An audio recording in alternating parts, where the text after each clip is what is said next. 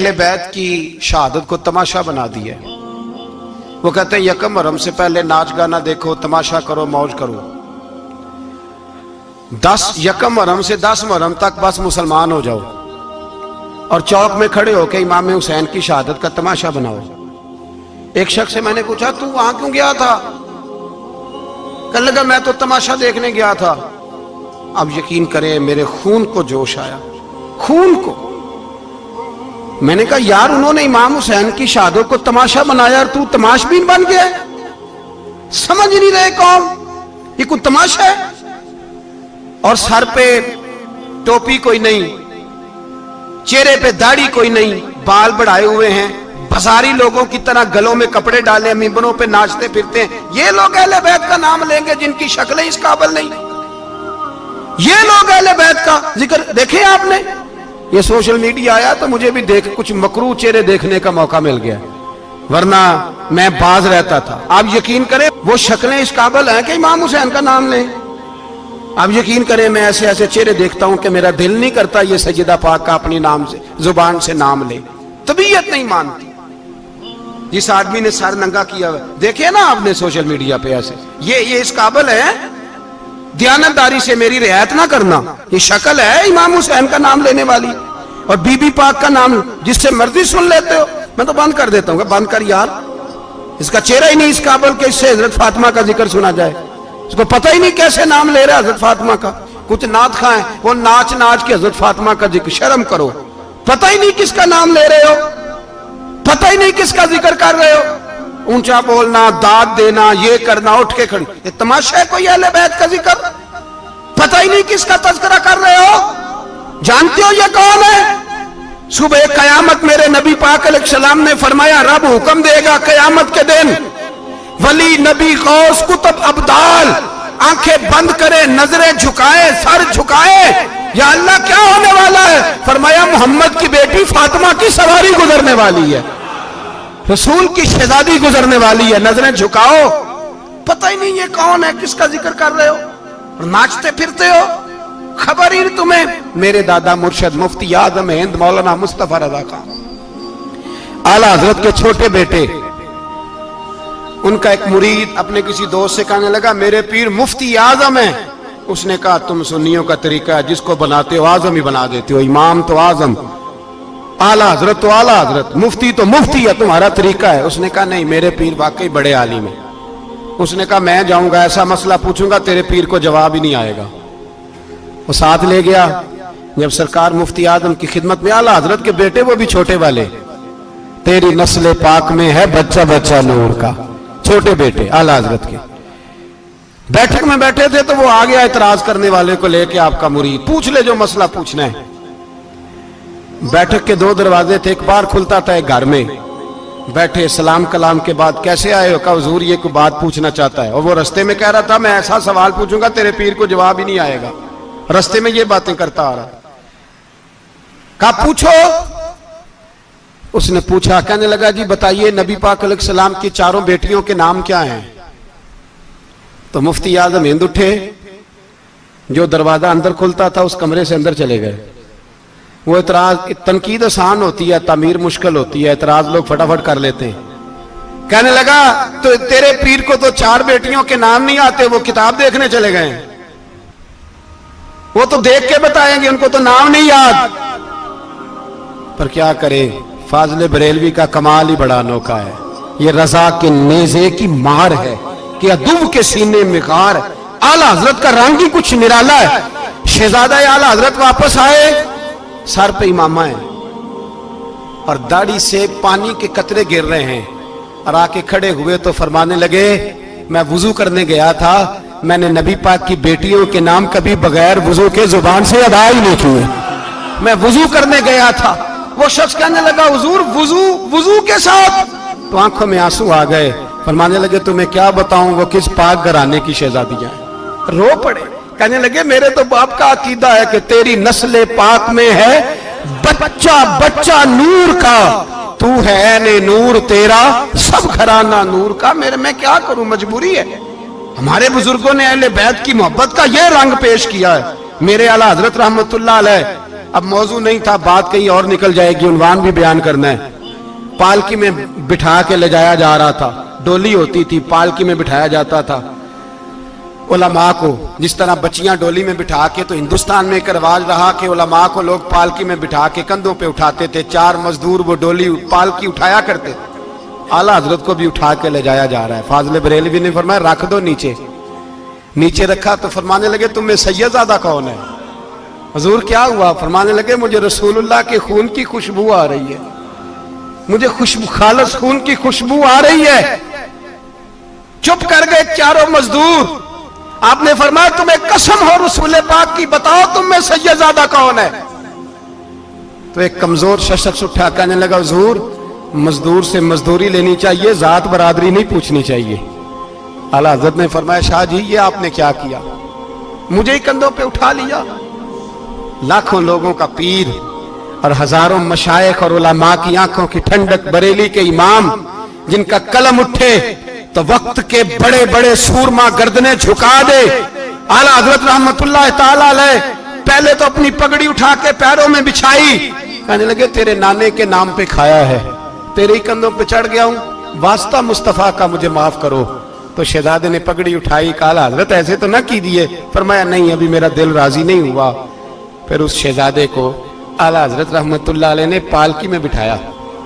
شہزادہ سید زادہ مزدور ہے, بظاہر پڑھا لکھا نہیں, غریب ہے, ان کو پالکی میں بٹھایا اور فرمایا ایک طرف سے میں اٹھاؤں گا, ایک طرف سے میرا بیٹا حجت الاسلام حامد رضا اٹھائے گا, ایک طرف سے ملک العلماء مولانا ظفر الدین بہاری بخاری کی شرح لکھنے والا اٹھائے گا, ایک طرف سے فقہ حنفی کا انسائیکلوپیڈیا بحر شریعت لکھنے والا مفتی صدر الشریعہ مولانا امجد علی اعظمی اٹھائیں گے. چاروں نے جب اٹھایا وہ جا رہے تھے تو مولانا حسن رضا فاضل بریلوی فرما رہے تھے بے ادب گستاخ فرقوں کو سنا دے اے حسن, بے ادب گستاخ فرقوں کو سنا دے اے حسن. یوں کہا کرتے ہیں سنی داستان اہل بیت, یوں کہا کرتے ہیں سنی داستان. یہ ہمارا طریقہ ہے رسول اللہ سے پیار کرنے کا, یہ ہمارا طریقہ ہے اہل بیت سے. یہ کیا محبت ہوئی؟ یکم محرم سے 10 محرم تک بازاری لوگ کھڑے کر دی اور کہا اہل بیت کا ذکر کریں گے اور زینب پاک کا نام لیں گے اور سکینہ پاک کی, یہ لوگ پاک کریں گے جن کا لب و لہجہ ہی بازاری ہے, یہ گفتگو کریں گے. اور بہت سارے ہمارے لوگ دیکھنے چلے جاتے ہیں, اور مجھے شکوہ ہے اپنے دوستوں سے بھی, یہ چپ کر کے بیٹھے رہتے ہیں محرم کے دنوں میں. آپ کا کوئی تعلق نہیں امام علی مقام کے ساتھ. کل بھی روزہ رکھیں گے انشاءاللہ, پرسوں بھی روزہ رکھیں گے, اور ہم امام حسین کا دن اس طرح منائیں گے کہ روزانہ قرآن پاک کی تلاوت کریں گے. ہم امام علی مقام کی یاد اس طرح منائیں گے کہ حسین تو نے جس سجدے میں سر کٹایا تھا 9-10 کو زیادہ سجدے کریں گے, اور تو نے جو قرآن پاک نیزے کی نوک پہ بھی جاری رکھا, ہم بھی 9-10 محرم سارا قرآن پڑھ کے گزار دیں گے. اور امام علی مقام کی فکر کو سمجھے, سوچ کو سمجھے. میں مضمون سارا بیان کرنا چاہ رہا تھا پر اب مجھے لوٹنا پڑے گا. اہل بیت کا پیار ایمان کا حصہ ہے, ایمان کا. اگر اہل بیت سے محبت نہ ہوئی, صحابہ کا پیار نہ ہوا تو ایمان قابل قبول نہیں. کچھ لوگ بڑے ہوتے ہیں اس لیے کہ ان کا باپ بڑا ہوتا ہے, بہت بڑے باپ کا بیٹا ہے جی, تو خود کیا ہے جی, یہ امام حسین بہت ہی بڑے باپ کے بیٹے تھے, بہت ہی بڑے باپ کے, بہت ہی بڑے باپ. مولا علی شیر خدا رضی اللہ تعالی, واقعی حضرت علی جیسا شیر کوئی نہیں ہے, ہی کوئی نہیں, آئے گا ہی کوئی, ہو ہی نہیں سکتا, سوال ہی نہیں پیدا ہوتا. علی بہرحال علی ہے, علی بہرحال کوئی جوڑ نہیں حضرت علی کا, کوئی ساتھ نہیں. میرے رسول پاک نے فرمایا یہاں بھی میرا بھائی ہے وہاں بھی میرا بھائی ہے, حضرت علی کا کوئی مقابلہ کر سکتا؟ اتنے بڑے باپ کا بیٹا. حضرت امام حسین خود بھی بہت ہی بڑے تھے, امام حسین خود بھی اللہ جانتا ہے بہت بڑے تھے. کہتے ہیں گدی پہ بیٹھ گیا اسے کوئی ضرورت نہیں, لیکن امام حسین نے ایسے نہیں کیا. امام زین العابدین فرماتے ہیں میرے ابا جی امام حسین فرض نمازوں کے علاوہ ایک دن میں 100 نفل ادا کیا کرتے تھے, اور ایک روایت میں فرماتے 1000 نفل پڑھا کرتے تھے. کتنے؟ چلو تسی 50 پڑھ لے, بتاؤ تو صحیح نا کتنے. تو یہ جو امام حسین کا بڑا نام لینے والے ہیں, یہ تو ان سے پوچھو کہ تم تو نمازیں پوری نہیں پڑھتے, اور امام کا تو تعلق ہے نماز کے ساتھ. 9-10 محرم کی ساری رات امام حسین کیا کرتے رہے؟ بولے. یہاں لوگ دیگیں کھاتے رہتے ہیں 9-10 کی رات, چرگے کھاتے رہتے ہیں, ساری رات گوشت کھا کے گزار دیتے. امام حسین رضی اللہ تعالیٰ عنہ, بھائی اللہ تو مانا ہوا تھا, حسین پہ سب سے زیادہ راضی تھا میرا رب, لیکن امام علی مقام نے 9-10 کی ساری رات کا اللہ مجھ سے راضی ہو جا, اللہ مجھ سے راضی ہو جا, اللہ مجھ پہ رضا نازل کر دے. ساری رات کربلا کی ریت پہ آنسو بہا بہا کے ساری رات سجدے میں گزار دی. تو تماشا کر کے سو جاتا ہے اور کہتا ہے میں بڑا حسینی ہوں. امام علی مقام بہت بڑے تھے, عبادت گزار تھے, ریاضت بڑی کرتے تھے. امام حسین کے گھر کا کعبہ تھا, اپنا تھا. جو شے قریب ہوتی ہے اس کی قدر نہیں ہوتی. سعودی عرب میں بہت سارے لوگ ابھی بھی رہتے ہیں جنہوں نے حج نہیں کیا, کہتے ہیں ادھر ہی چلے جائیں گے. ہمارے بہت سارے پاکستانی جن کی ڈیوٹیاں مکے میں لگ گئی ہیں, وہ کبھی ہمیں وہاں ملنے آئے تو ہم کہتے ہیں جناب آپ آتے نہیں, کہتے ہیں آتے ہیں کبھی کبھی. ان کو حرم شریف کی وہ قدر. لیکن امام حسین علی مقام کا کردار یہ تھا کہ مدینے سے دونوں بھائی مدینے سے پیدل جایا کرتے تھے مکے کا حج کرنے. کس طرح؟ انہوں نے یہ نہیں کہا ہمیں ریاضت کی ضرورت نہیں, عبادت کی ضرورت نہیں, ہم تو حضور کا خون ہے, بخشے بخشائیں. پیدل مدینے سے دونوں شہزادے اور اس طرح پیدل جاتے تھے. ایک دفعہ نہیں, 2 دفعہ نہیں, 25 حج دونوں نے پیدل مکے جا کے ادا فرمایا. 25 حج. تجھے کبھی توفیق ہی نہیں ہوئی؟ تو جہاز پہ جانا بھی پسند نہیں کرتا, تو خیال ہی نہیں کرتا کہ کتنی قدر ہے اللہ کے گھر کی. 25 حج. اور سخاوت کا یہ حال تھا, سخاوت کا, کہ امام زین العابدین فرماتے 1,00,000 دینار سویرے آیا. کتنا؟ سمجھ لیں اربوں خربوں روپے آج کے حساب سے. 1,00,000 دینار. اور فرماتے ہیں فاطمہ کے لال دروازے پہ بیٹھ گئے پیسے لے کے, اور لوگوں کو بلا بلا کے نظر دی. فرمایا تھوڑے سے لے جاؤ, تھوڑے سے لے جاؤ, تھوڑے سے لے جاؤ, تھوڑے سے. فرماتے زور تک امام حسین نے لاکھوں بانٹ دیے. اٹھ کے اندر آئے تو میں نے کہا ابا جی کو 1 دینار بچا لیتے. آپ جب بازو اٹھاتے ہیں تو آپ کے کرتے پہ 17 پابند لگے ہوئے ہیں, ایک کرتا ہی نیا لے لیتے. تو فرماتے میری طرف دیکھ کے کہنے لگے بیٹے یہ نہیں کہا کہ میں لے لیتا کرتا, لفظوں پہ غور کرنا. فرمانے لگے بیٹے اگر تو پہلے بتاتا تو پھر میں سوچتا, پہلے بتاتا تو پھر بھی میں یہ نہیں کہا رکھ لیتا, پھر بھی میں سوچتا رکھنا ہے کہ نہیں.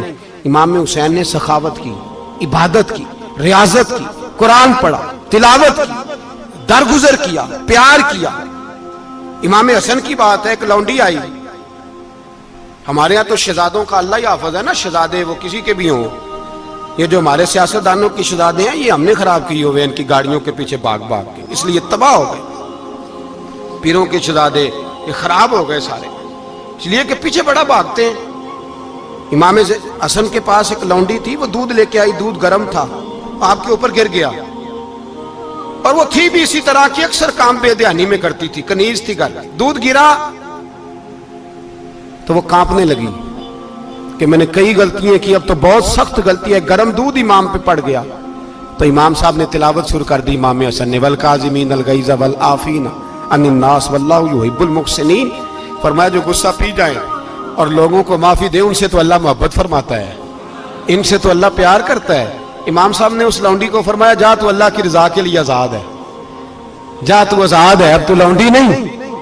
اتنا بڑا اخلاق تھا کہ جو دیکھیں نا. میرے استاد گرامی ایک دفعہ میرے گھر آئے, حضرت محدث سے بہاولپور سے, 3000 کتاب کے مصنف, بہت بڑے عالم. میرا چھوٹا بھائی بوتل پلانے لگا, تو بوتل دی تو کپڑوں پہ ڈال دی, استاد صاحب کا سارا جبہ بھر گیا. کہنے لگے جزاک اللہ, بارک اللہ, اللہ مزید فزید, اللہ علم دے, فضل دے. تو میں نے کان میں کہا, میں کہ استاد جی انیاں دعاواں دینیاں سنتے میں آپ روڑ چھڑ دا. اس نے کیوں یہ کیا ہے, مگر اتنی دعائیں دینی تھی تو میں ڈال دیتا آپ کے کپڑوں پہ پانی شربت, آپ نے اتنی دعائیں دے دی. بزرگ جلال کا مزاج نہیں. وہ شہزادے ہوتے ہیں جن کی طبیعت پہ ناگوار گزرتا ہے کہ یہ کیسے ہوگا. یوں امام حسین امام حسن نے کسی جگہ بھی شہزادے بن کے وقت نہیں گزارا, اور میرے نبی پاک نے بھی انہیں شہزادے نہیں بنایا. ہم سب کے بچے شہزادے ہیں, جتنے بھی ہم ہیں نا, میرا بچہ جی منہ سے بات نکالتا ہے تو میں پوری کر دیتا ہوں، پھر بھی نافرمان ہے۔ میں نے کہا اسی لیے نافرمان ہے، اگر آدھی پوری کرتے اور آدھی نہ کرتے تو اسے پتا ہوتا کہ کہیں صبر بھی کرنا ہے۔ ہمارا بچہ روٹی نہ پکے تو گھر میں ٹی وی بھی توڑ دیتا ہے، اس کی اماں کھانا ٹائم پہ نہ پکائے تو برتن توڑتا ہے۔ کیوں؟ ہم نے اس کی عادتیں خراب کی ہیں۔ لیکن میرے رسول پاک صلی اللہ علیہ وسلم نے جھولی اٹھا کے دعا مانگی، اے اللہ، گویا حضور کہہ رہے تھے انہوں نے کر کو کربلا میں بھی جانا ہے، فرمایا یا اللہ انہیں 3 وقت روٹی نہ دینا، 1 وقت روٹی دینا، 3 وقت نہیں، 1 وقت کی روٹی دے، 1 وقت کا کھانا دے۔ اور نبی پاک نے ٹریننگ گھر کے اندر کرائی تھی، اندر حضرت فاطمہ نے ٹریننگ کرائی تھی۔ لوگ کہتے ہیں 3 دن امام حسین پیاسے رہے، بھوکے رہے، تو میں نے کہا ٹریننگ تھی ان کی اماں کی۔ توجہ ہے میری بات پر؟ ہمارا بچہ تو 1 گھنٹہ برگر نہ ملے تو برتن توڑے، ان کی اماں کی ٹریننگ تھی، صبر حوصلہ سکھایا تھا۔ امام حسن اور حسین بیمار ہو گئے تو حضرت فاطمہ نے منت مانگی، یا اللہ میرے بچوں کو شفا دے، میں 3 روزے رکھوں گی۔ کون سی منت مانی؟ بولیے۔ ہم صرف دیکھ کی منت ہی مانتے ہیں، میں دیکھ پکاواں گا۔ ایک آدمی مجھے کہنے لگا میں نے منت مانی تھی کہ میں بکرا دوں گا اللہ کے رستے میں، اگر میرا کام ہو جائے، تو کام ہو گیا، بکرے کے پیسے کوئی نہیں۔ تو میں کہا تینوں پہلا نہیں تھی پتا میرے کو کوئی نہیں؟ کہتا اب کیا کروں؟ میں کہا اب تو دینی پڑے گی، اور اس میں بھی تحقیق باقی ہے، لیکن بات یہ ہے بھائی کہ منت یہ کیوں نہیں مانی کہ یا اللہ میرا کام ہو جائے میں 100 نفل پڑھوں گا؟ جو بھی منت مانگتا ہے وہ دیکھ کی مان لیتا ہے، بکرے کی منت ہی مانتے ہو، یہ کیوں نہیں منت مانتے کہ یا اللہ میرا کام ہو جائے تو میں پورا قرآن شریف ختم کروں گا؟ یہ ذرا پڑھنا پڑتا ہے، اس لیے عبادت کرنی پڑتی ہے، اس لیے اس کی منت نہیں مانتے سرے سے۔ حضرت فاطمہ نے کیا منت مانگی؟ بچے صحیح ہو جائیں گے تو بولیے 3 روزے رکھوں گا۔ اللہ تبارک و تعالیٰ نے بچوں کو شفا عطا فرما دی، اور میں سمجھتا ہوں یہ کربلا کی ٹریننگ تھی۔ روزے رکھے بچوں نے، کس نے روزے رکھے؟ بچوں نے۔ کس نے؟ 7-8 سال کی عمریں بچوں کی۔ حضرت علی فرماتے ہیں جب میں نے دیکھا نا میرے بچے بھی روزے سے ہیں تو میں کہیں سے تھوڑے سے جوں لایا، یہ شہزادے ہیں کائنات کے سب سے بڑے۔ فرماتے ہیں میں نے بی بی پاک کو دیے تو سیدہ پاک نے جوں پیسے روٹیاں پکائیں، اور جب عین افطاری کے وقت کھانا سامنے آیا تو دروازے پہ بھکاری آیا، عین بڑا بے نیاز ہے اللہ، عجیب رنگ ہے مالک کا۔ عین افطاری کا وقت جب آدمی کہتا ہے کہ فٹافٹ ہو جائے، بھکاری دروازے پہ آیا اور اس نے صدا دی، او میرے رسول کے گھر والوں، کئی دنوں سے روٹی نہیں کھائی۔ حضرت علی نے، حضرت فاطمہ نے بچوں کی طرف دیکھا تو امام حسین چھوٹے تھے سب سے، انہوں نے سب سے پہلے برتن اٹھائے کھانے والے، اور کہنے لگے اماں میں نہ دے کے آؤں؟ حضرت فاطمہ رشک کرنے لگی، مصطفیٰ کے نواسے باہر گئے، اپنے حصے کا کھانا وَيُؤْثِرُونَ عَلَىٰ أَنفُسِهِمْ وَلَوْ كَانَ بِهِمْ خَصَاصَةٌ، اللہ فرماتے ہیں انہیں بڑی اشد ضرورت بھی ہو پھر بھی وہ دوسروں پہ اثار کر دیتے ہیں۔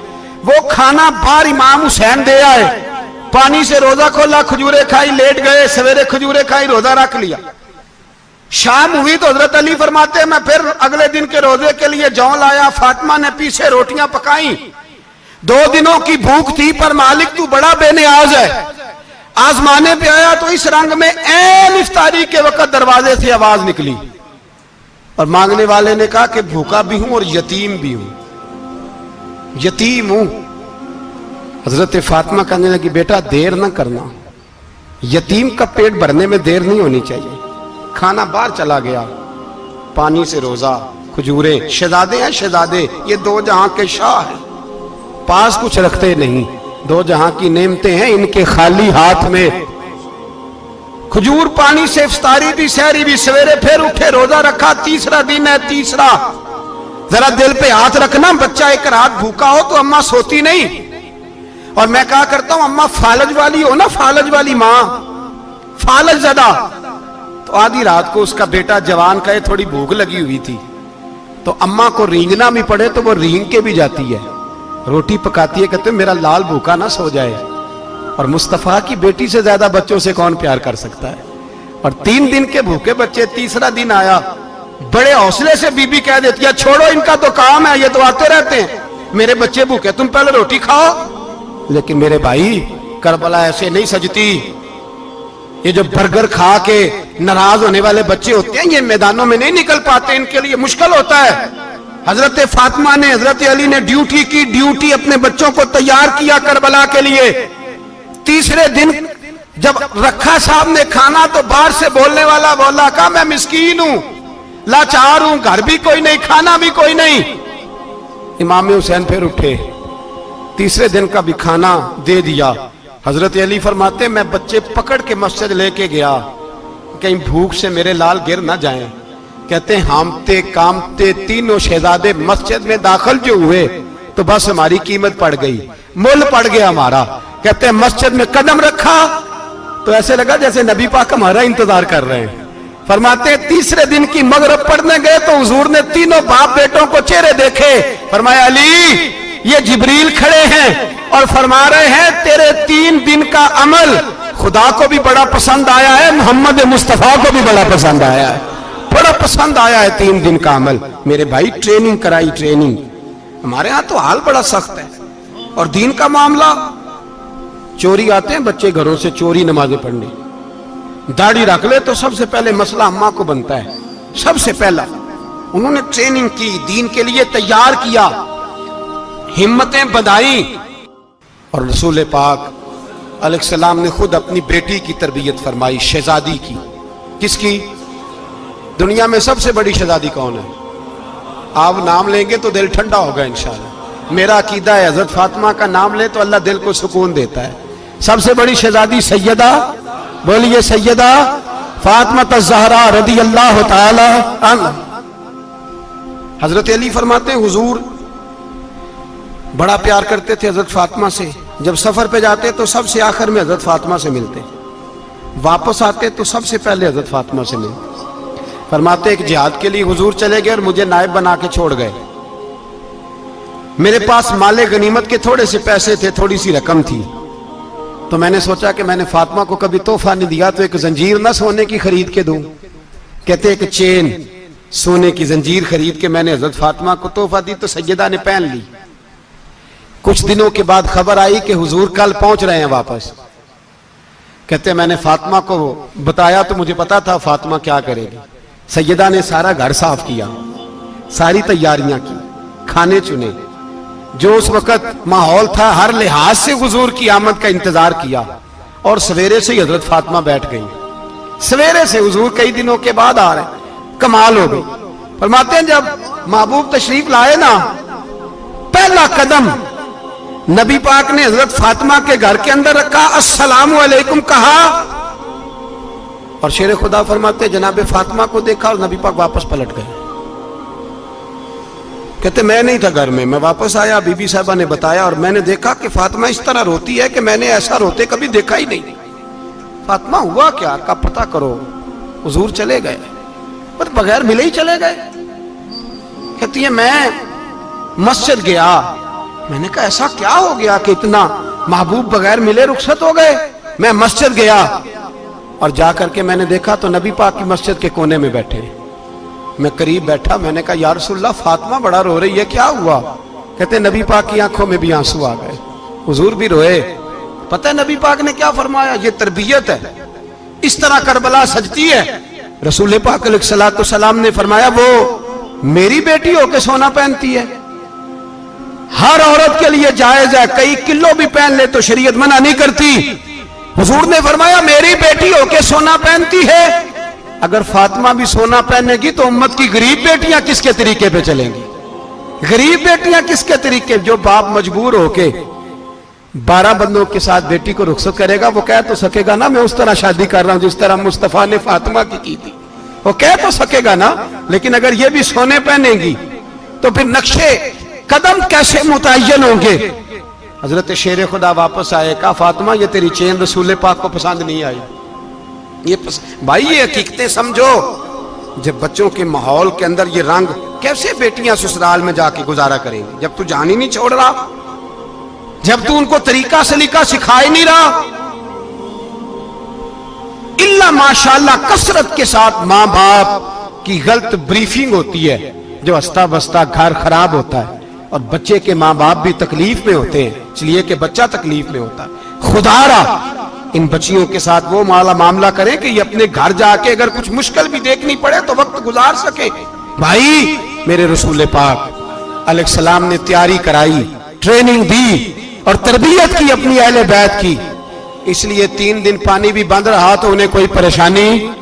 یزید نے کہا سونا لے لو، ہیرے لے لو، جواہرات لے لو، لیکن ان کی دلچسپی نہیں تھی تو ان کے قریب کوئی شے آ سکی. یہاں لوگ بکتے اس لیے ہیں کہ موج کرنے کا بڑا شوق ہے. مکان، بنگلہ، کاریں، پجارو، یہ چیزیں پریشان کرتی ہیں تو لوگ بکتے ہیں. مضمون کو سمیٹنا ہے. میں 3-4 موضوع آج بیان کرنا چاہتا تھا لیکن باتیں بس پھسل کے دائیں بائیں نکل جاتی ہیں. جو بدر کی جنگ تھی نا وہ کفر اسلام کی جنگ تھی. احد کی جنگ بول کے بتائیں. خیبر کی، خندق، کربلا، نہیں، حق و باطل کی. کون سی بولیں؟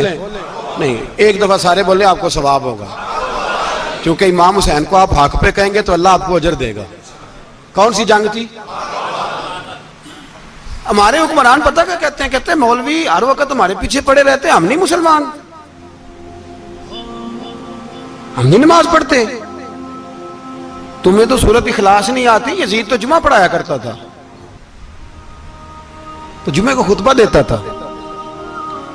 اور عجیب لفظ لکھے ہیں بعض تاریخ لکھنے والوں نے کہ جمعے کا دن تھا تو امام حسین 10 محرم نا جمعے والے دن تھی، تو امام حسین کربلا میں باہر نکلے تو آپ نے فرمایا اتمام حجت کر دوں، کوئی یہ نہ سمجھے کہ مجھے تو پتہ ہی نہیں چلا، غلطی سے تیر لگ گیا امام حسین کو. آپ نے فرمایا مجھے بتاؤ تو صحیح مجھے کیوں شہید کر رہے ہو؟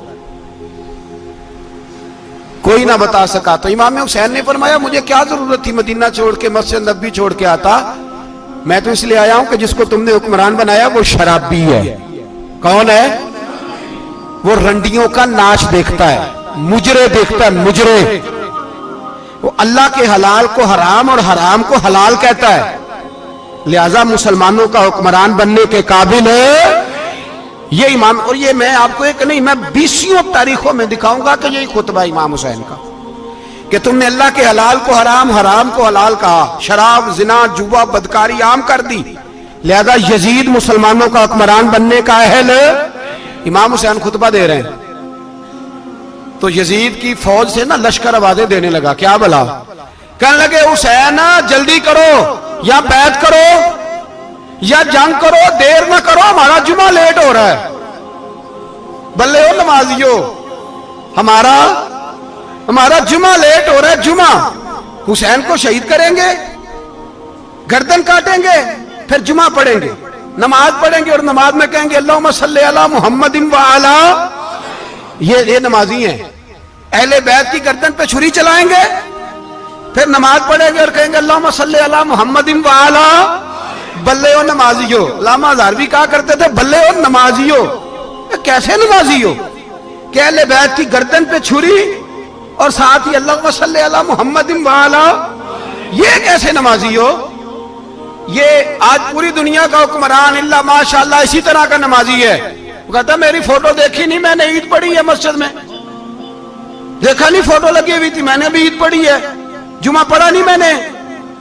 میرا بھی ابا فوت ہو جائے تو جنازہ پڑھتا ہوں، مولوی مجھے مسلمان کیوں نہیں مانتا؟ میں نے کہا یزید کو کیوں نہیں امام حسین نے مسلمان مانا؟ وہ تو دمشق کی جامع مسجد کا خطیب تھا. امام حسین نے سبق دیا ہے، سبق کہ زانی شرابی کو حکمران بنایا جا سکتا. پر میں کیا کروں، کلیجہ پھٹتا ہے، روح کانپتی ہے، دل تڑپتا ہے. مجھے ایسے لگتا ہے کہ جب میری ملت کا جوان اپنے موبائل پہ مجرا دیکھتا ہے نا، گندا مجرا، تو مجھے لگتا ہے 6 مہینے کا حضرت علی اصغر کا مزار کانپنے لگتا ہے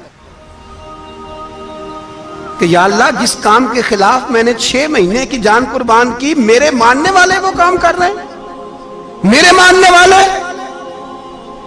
اور جب مہندی کی رسم پہ شراب کی بوتلیں چلتی ہیں اور حاجی صاحب کہتے ہیں مجھے نہیں پتا منڈے کنڈے کیا کر رہے تھے، تو مجھے لگتا ہے حضرت عباس کے کٹے ہوئے بازوؤں میں پھر سے درد شروع ہو جاتا ہے. اور وہ کہتے ہیں میں نے جس کام کے خلاف بازو کٹوا دیے، میرے ماننے والے وہ کام کر رہے ہیں. اور جب بدکاروں بے حیاؤں کے نعرے لگاتی ہے قوم، تو پھر جنگل سے صدا آتی ہے امام حسین کی. پھر حسین کہتے ہیں کہ نہیں، ابھی کربلا ختم تو نہیں ہوئی، حسین ابھی کربلا میں، حسین ابھی بھی جب اور یہ میں سب کی بات کر رہا ہوں، پاکستانیوں کی نہیں، صرف سارے حکمران، بہت سارے جو اسلام کا دعویٰ کرتے ہیں، وہ جب جہاز سے اتر کے دوسرے ملک میں جاتے ہیں تو جبے کے نیچے سے پینٹیں نکال لیتے ہیں. انہوں نے بھی مذہب کو رنگ دار بنا لیا ہے، کبھی رنگ اور ہوتا ہے کبھی اور ہوتا ہے. خدا را امام حسین کو تڑپاؤ نہ، خدا را شرابیوں کو ووٹ دے کے، ظالموں کو ووٹ دے کے، اور یہ سارے ہی ایسے، میں کسی ایک کی بس، سارے ہی ایسے. یزید نے بھی کتا رکھا ہوا تھا، اس کے بھی ساتھ سویا کرتا تھا، آپ کے بھی کئی سیاستدانوں نے پالے ہوئے. یہ سارے تماشے کرنے والے، جانوروں کی لڑائی دیکھنا بھی حرام اور کرانا بھی، یہ سارے ایک ہی رستے میں، یہ سارے ایاک نعبد و ایاک نستعین کو یہ ایک آیت پڑھ لیتا ہے، اس کے بعد ڈھول بجانے، عورتوں کے ناچ کرانے شروع کر دیتا ہے. یہ ایاک نعبد و ایاک نستعین کا ترجمہ ہے، تماشا بنایا ہوا ہے. اور وہ جن کا بڑا دعویٰ ہے کہ ہم نے بڑی مسجدیں بنائی ہیں، اتنی رسوائی کے بعد بھی انہیں شرم نہیں آئی کہ کتنے رسوا ہو گئے. ابھی خیال کریں، ہمارے ملک میں تو ایسے ٹاؤن بنے ہوئے ہیں جنہوں نے سب سے بڑی مسجد بھی لاہور میں بنا دی، اور کچھ دنوں کے بعد انہوں نے کہا جشن بہاراں بھی بناؤ، پتنگ بازی بھی کرو، سارے کام ہی کرو، راضی رہے رحمان بھی، خوش رہے شیطان بھی. معاذ اللہ. امام حسین نے اس سوچ کے خلاف جہاد کیا ہے، فرمایا نا لا الہ الا، دوسرے کی گنجائش ہے نا، شرابی کی گنجائش ہے، اس لیے کہ لا الہ الا، مسجد ہوگی تو پھر کلب نہیں ہوگا، لا الہ الا اللہ. اگر اللہ کا نام ہوگا تو پھر بدکار بے حیا کی گنجائش ہے، اس لیے کہ لا الہ الا اللہ، وحدہ لا شریک، دین میں کسی گند کی گنجائش ہے ہی نہیں. یہ فکر ہے امام حسین، یہ سوچ ہے. ہمارا حکمران کہتا ہے مولوی صاحب نماز پڑھنے سے کس نے روکا ہے، سارا دن پڑھو. ہم بھی مسجد بنا کے دیتے ہیں، ہماری طرف سے 5 کلے زمین میں بناؤ، ہمیں نہ چھیڑو. شراب کباب بند نہ کراؤ. آپ دیکھ لیں دبئی کے اندر کیا ہو رہا ہے، شیخ زید اسلامک سینٹر بنا، اتنی بڑی مسجد دیکھنے کو دل کرتا ہے، لیکن چند کلومیٹر پہ کلب بھی بنا ہوا ہے، سارے تماشے. بس امام حسین نے کہا ہے کہ مسجدیں بنے گی، کلب نہیں بنیں گے. یزید کہتا تھا مسجد بھی بناؤ اور شراب خانہ بھی بناؤ. امام حسین نے فرمایا نہ، شراب خانہ نہیں بننے دوں گا. اس نے کہا ٹھیک ہے، نماز کے وقت نماز اور صبح یہ. فرمایا نا لا الہ الا اللہ. اور کس طرح کا امام حسین نے، آپ نے فرمایا خودی کا سر نہاں. اقبال ترجمہ کرتے ہیں خودی کا سر نہاں لا الہ الا اللہ، خودی کا تیغ فساں لا الہ الا اللہ. اگرچہ بت ہیں جماعت کی آستینوں میں، پر مجھے ہے حکم ازاں لا الہ الا اللہ. اور بہار ہو کے خزاں لا الہ الا اللہ. اور پھر بول پڑے اقبال اور کہنے لگے اگر یہ دور اپنے ابراہیم کی تلاش میں ہے، یہ دور اپنے ابراہیم کی تلاش میں، کیونکہ صنم کدا ہے جہاں لا الہ الا اللہ. اور اس کا ترجمہ انہوں نے کہا تھا نا یہ دور اپنے ابراہیم کی. ہمارے شہر کے بزرگ تھے شیخ عبدالصبور بیگ منشور ہزاروی علیہ رحمہ، انہوں نے ترجمہ کیا. وہ کہنے لگے اس شاہ مشرقین کی، اس نور عین کی. مجھے حضرت صاحب کا یہ شعر بڑا ہی پسند ہے، بڑا ہی پسند ہے مجھے ان کا یہ مصرع بڑا ہی پسند ہے.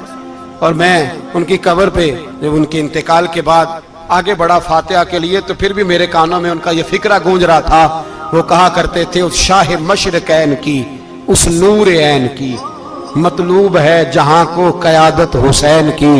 ہر سو یزیدیوں کا زمانے میں زور ہے، ہر سو یزیدیوں کا. دیکھو بزرگ کیا کہتے ہیں، ہر سو یزیدیوں کا. ایک یزید تھا نا، ہر سو یزیدیوں کا، اس شاہ مشرقین کی، اس نور عین کی. مطلوب ہے جہاں کو قیادت حسین کی. ہر سو یزیدیوں کا زمانے میں زور ہے، منشور آج پھر ہے ضرورت حسین کی. میرے بھائی امام حسین، اب پتہ کیا کیا کریں، ایک معروف نعرہ ہے امام حسین تو زندہ باد ہے، اور انشاءاللہ وہ پہلے بھی زندہ باد تھے، قیامت تک کی زندہ باد ہے. حسین ہی تو زندہ باد ہے. آپ کو سچی بات بتاؤں، حسین ہی تو. اور قیامت میں جب کسی نے اٹھنا ہوگا نا، اٹھنا، آپ یقین کریں جب کمر جھکنے لگتی ہے امام حسین کا نام سامنے آ جائے تو سیدھی کھڑی ہو جاتی ہے. حسین تو علامت ہے کھڑے ہونے کی. اور دنیا میں قتیل اس سا منافق نہیں کوئی جو ظلم تو سہتا ہے بغاوت نہیں کرتا. یہ امام حسین نے ہمیں بتلایا ہے کہ وہ منافق بے ایمان ہے جو ظلم سہے اور چپ کرے، یزیدی کے خلاف کھڑا نہ ہو. اس لیے ہم کہتے ہم سے نہ رقم ہوں گے قصیدے یزید کے، ہم لوگ تو حسین کے سیرت نگار ہیں. یہ کیسے زندہ باد، یہ نعرہ ضروری ہے. مردہ آباد، اس نعرے کی ضرورت ہے. اس نعرے کی حسین تو زندہ باد ہے لیکن حسینیت زندہ باد. اور مردہ آباد کیا ہے؟ اس لیے کہ یزیدیت بھی مری نہیں. یزید مرا پر یزیدیت وہ سسکتی ہے، دم توڑتی ہے، پر کسی نہ کسی رنگ میں، کسی نہ کسی کی شکل میں اٹھ کھڑی ہوتی ہے. اسی لیے اقبال نے کہا ستیزہ کار رہا ہے ازل سے تا امروز، چراغ مصطفی سے شرار بولہا بھی. اس نے کہا ہر جگہ کہیں نہ کہیں حضور علیہ السلام کی روشنی سے کوئی نہ کوئی لڑنے کی. کھڑے کرو اپنے آپ کو.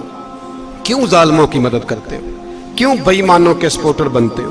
کیوں ان لوگوں کے نعرے لگاتے ہو جو یزیدی ہیں؟ حسینی بنو، حسینی بن کے زندہ رہو. کوئی کھا نہیں جائے گا، کوئی کھا نہیں جائے گا. یزید مر جایا کرتے ہیں اور حسینیت آج بھی زندہ ہے اور قیامت تک زندہ رہے گی. جو شرابی ہے، زانی ہے، بدکار ہے، اگر تو آپ کی تبلیغ پہ باز آ جائے تو ٹھیک، ورنہ آپ کا اس کے ساتھ دوستانہ رکھنا بھی حرام ہے. کیا فتویٰ دیا میں نے؟ حرام ہے، حرام. اگر آپ کا دوستانہ ہے تو پھر 9-10 محرم کو دیگ نہ پکانا چاول کی، اس لیے کہ امام حسین کو تیری بریانی کی کوئی ضرورت نہیں. تیری باسمتی اور چھوٹا گوشت سنبھال کے رکھنا گھر میں، کوئی حاجت نہیں. اگر شرابی، کبابی، زانی، بدکار سے دوستانہ ہے، اگر محلے کے غریبوں کو گالی دینے والوں کے ساتھ تیری دوستی ہے تو پھر 10 محرم کو چاول کی دیگ بالکل نہ پکانا. اس لیے کہ یہ کوئی تماشا نہیں کہ دوستی قاتل سے بھی مقتول سے یارانہ بھی. کوئی مطلب نہیں اس بات کا. امام حسین کو ماننا تو پھر ڈٹ کے مانو.